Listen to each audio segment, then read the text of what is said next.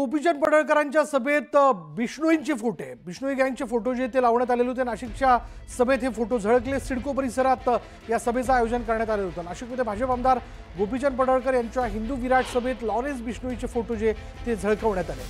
नाशिकमध्ये धर्मवीर छत्रपती संभाजी महाराज यांच्या जयंतीच्या निमित्ताने एका सभेचं आयोजन करण्यात आलेलं होतं आणि या सभेमध्ये हे फोटो जे ते झळकलेत।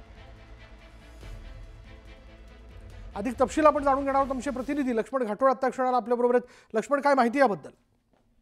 नाशिकच्या सावतानगर सिडको भागामध्ये या कार्यक्रमाचं आयोजन करण्यात आलेलं होत। सकल हिंदू समाज प्रणित धर्मवीर छत्रपती संभाजी महाराज फाउंडेशन यांच्या वतीनं छत्रपती संभाजी महाराज यांच्या जयंतीनिमित्त आज हिंदू विराट सभेचं हे आयोजन करण्यात आलेलं होतं। गोपीचंद पडळकर जे भाजपचे आमदार आहेत ते प्रमुख पाहुणे आणि प्रमुख वक्ते म्हणून या कार्यक्रमाला उपस्थित आहे। मात्र या कार्यक्रमामध्ये काही तरुणांनी लॉरेन्स बिष्णोई यांचे फोटो जे आहे ते झळकवलेले आहे आणि या लॉरेन्स बिष्णोई यांचं उदात्तीकरण जे आहे ते अशा पद्धतीनं नाशिकमध्ये झाल्याचं आपल्याला पाहायला मिळालं।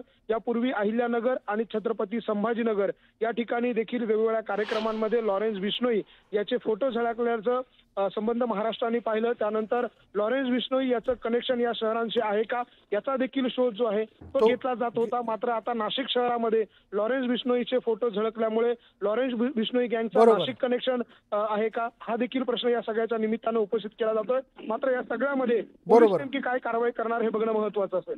धन्यवाद लक्ष्मण या सगळ्या तपशिलाबद्दल।